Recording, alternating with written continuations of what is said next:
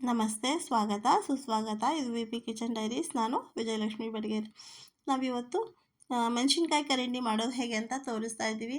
ಸ್ವಲ್ಪ ಸಾಸಿವೆ ತೊಗೊಂಡಿದ್ದೀನಿ, ಅದಕ್ಕಿಂತ ಸ್ವಲ್ಪ ಕಮ್ಮಿ ಅಗಸೆ ಬೀಜ, ತುಂಬಾ ಕಮ್ಮಿ ಮೆಂತ್ಯ ಕಾಳು ತೊಗೊಂಡಿದ್ದೀನಿ. ಈ ಮೂರನ್ನು ಸೇರಿಸಿ ನಾವು ಮಿಕ್ಸಿ ಮಾಡ್ಕೋಬೇಕು ಅಂದ ತಕ್ಷಣ ಪೌಡ್ರ್ ಥರ ಏನು ಮಾಡ್ಕೊಳ್ಳೋಬೇಕಾಗಿಲ್ಲ, ಸ್ವಲ್ಪ ತರ್ತರಿಯಾಗೇ ಮಾಡ್ಕೋಬೇಕಾಗುತ್ತೆ.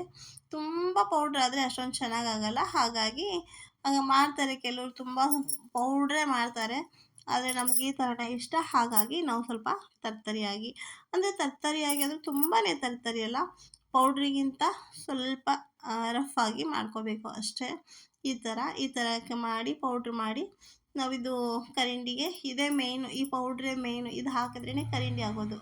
ಅಷ್ಟು ಮಾಡಿ ಅದನ್ನ ಎತ್ತಿಟ್ಬಿಡೋಣ. ಫಸ್ಟ್ ಅದು ಕರಿಂಡಿ ಪೌಡ್ರ್ ಮಾಡಿಕೊಂಡು ಇವಾಗ ಮೆಣಸಿನ್ಕಾಯಿ ತೊಗೊಂಡಿರೋದು. ಮೆಣಸಿನ್ಕಾಯಿ ಖಾರ ಇಲ್ಲದೆ ಇರೋದು ತೆಳ್ಳಗೆ ಉದ್ದಕ್ಕೆ ಕಡ್ಡಿ ಮೆಣಸಿನ್ಕಾಯಿ ಅಂತ ಸಿಗುತ್ತೆ, ಅಂದರೆ ಕರಿಂಡಿ ಮೆಣಸಿನ್ಕಾಯಿ ಅಂತಲೇ ಸಿಗುತ್ತೆ. ನಂಗೆ ಅದು ಸಿಕ್ಕಿಲ್ಲ. ಆದರೆ ನಮ್ಮ ಮನೆಗೆ ಎಲ್ಲರೂ ನಾವು ಖಾರ ಚೆನ್ನಾಗೇ ತಿಂತೀವಿ ಖಾರ, ಹಾಗಾಗಿ ನಮಗೆ ಖಾರ ಆದರೂ ಪರವಾಗಿಲ್ಲ, ಅದಕ್ಕೋಸ್ಕರ ಈ ಮೆಣಸಿನ್ಕಾಯಿ ತೊಗೊಂಡಿರೋದು.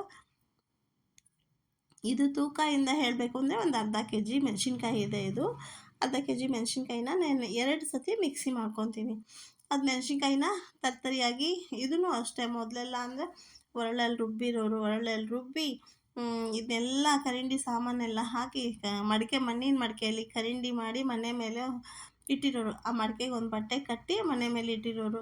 ಕರಿಂಡಿ ನಮಗೆ ಬೇಕು ಅಂದ ತಕ್ಷಣ ಮೇಲೆ ಹತ್ತಿ ಒಂದು ಬಟ್ಲು ತೊಗೊಂಡು ಹೋಗಿ ಕರಿಂಡಿ ತಗೊಂಡು ಬಂದು ಮತ್ತೆ ಅಲ್ಲೇ ಇಡ್ತಾಯಿದ್ರು. ಅದು ಹೇಗೆ ಜಾಸ್ತಿ ದಿನ ಆಗುತ್ತೋ, ಹೇಗೆ ಒಣಗುತ್ತೋ ಹಾಗೆ ತುಂಬ ಚೆನ್ನಾಗಿ ಟೇಸ್ಟ್ ಆಗುತ್ತೆ ಅಂತ ಆ ಥರ ಮಾಡ್ತಾಯಿದ್ರು. ಇವಾಗ ಎಲ್ಲಿ ಮಣ್ಣಿನ ಮಡಿಕೆನೂ ಇಲ್ಲ, ನಾವೆಲ್ಲ ಒರಳಲ್ಲೂ ರುಬ್ಬಲ್ಲ. ಆದರೂ ಕೂಡ ಒಂದು ಹಳೆ ಸಂಪ್ರದಾಯ ಇದು. ಹಳೆ ಕಾಲದಲ್ಲಿ ಮಾಡ್ತಾ ಇದ್ದಿದ್ದು ಕರಿಂಡಿಗಳು. ಇವಾಗ ಆಲ್ಮೋಸ್ಟ್ ಮಾಡ್ತಾರೆ, ಹಳ್ಳಿ ಕಡೆ ಮಾಡ್ತಾರೆ, ಸಿಟಿ ಕಡೆ ಮಾಡಲ್ಲ. ಹಾಗಾಗಿ ನಾವು ಒಟ್ನಲ್ಲಿ ನಾವು ಹೆಂಗೋ ಮಿಕ್ಸಿಯಲ್ಲೋ ಎಂತ ಮಾಡ್ಕೊಂಡು ತಿಂತೀವಿ ಕರಿಂಡಿನ ನಾವು ಅನ್ನೋದೇ ಒಂದು ಖುಷಿ. ಇದು ಒಂಥರ ಚೆನ್ನಾಗಾಗುತ್ತೆ, ಟೇಸ್ಟ್ ಆಗುತ್ತೆ. ಆಮೇಲೆ ರೊಟ್ಟಿ ಚಪಾತಿ ಎಲ್ಲದಕ್ಕೂ ಚೆನ್ನಾಗಾಗುತ್ತೆ. ಅನ್ನಕ್ಕೂ ಕೂಡ ಸೈಡಲ್ಲಿ ಹಾಕ್ಕೊಂಡು ತಿನ್ಕೋಬೋದು. ಇವಾಗ ನೋಡಿ, ಅದೇ ತರ್ತರಿಯಾಗಿ ಮೆಣಸಿನ್ಕಾಯಿ ಎಲ್ಲ ಮಿಕ್ಸಿ ಮಾಡಿಕೊಂಡು, ತುಂಬ ಪೇಸ್ಟಾಗಿ ಮಾಡ್ಕೋಬಾರ್ದು, ತರ್ತರಿಯಾಗಿ ಮೆಣಸಿನ್ಕಾಯಿನ ಮಿಕ್ಸಿ ಮಾಡಿ ಅದಕ್ಕೆ ಸ್ವಲ್ಪ ಉಪ್ಪು ಜಾಸ್ತಿ ಆಗೋ ಹಾಗೆ ಉಪ್ಪು ಹಾಕ್ಕೊಂಡು ಮೆಣಸಿನ್ಕಾಯಿ ಸುಲಿದು ಕಟ್ ಮಾಡ್ಕೊಂಡಿರೋದು, ಮತ್ತು ಬೆಲ್ಲ. ಇದು ಖಾರ ಜಾಸ್ತಿ ಇದೆ ಅಲ್ವಾ ಮೆಣಸಿನ್ಕಾಯಿ, ಅದಕ್ಕೋಸ್ಕರ ನಾನು ಸ್ವಲ್ಪ ಬೆಲ್ಲ ಜಾಸ್ತಿ ಹಾಕಿದ್ದೀನಿ.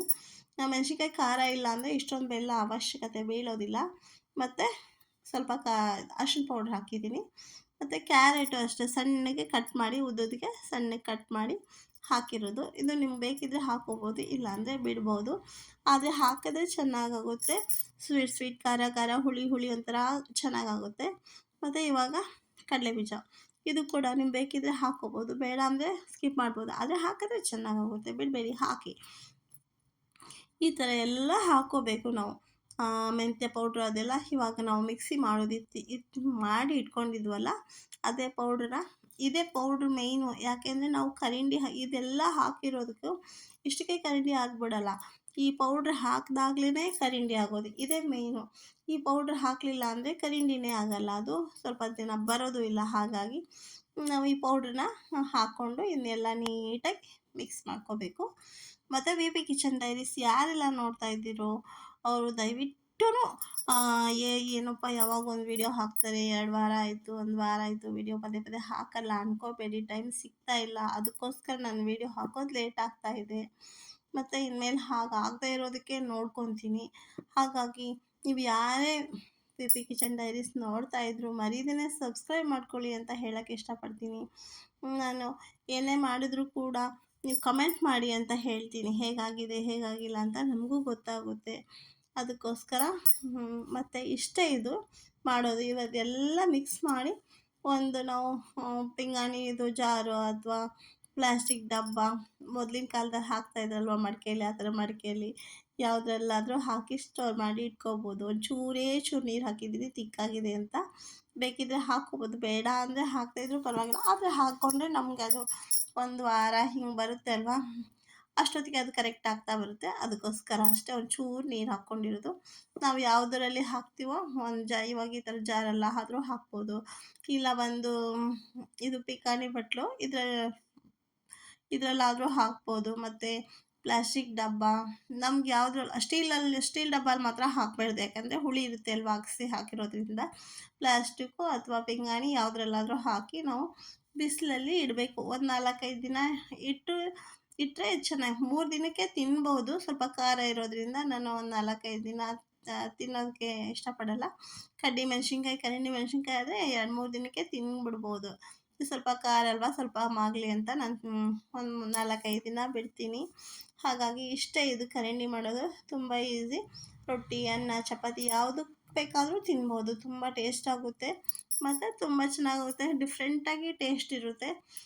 ನೀವು ಕೂಡ ಮಾಡಿ. ಈ ಕರಿಂಡಿನ ಹೇಗೆ ಬಂತು ಅಂತ ಕಮೆಂಟ್ ಮಾಡಿ.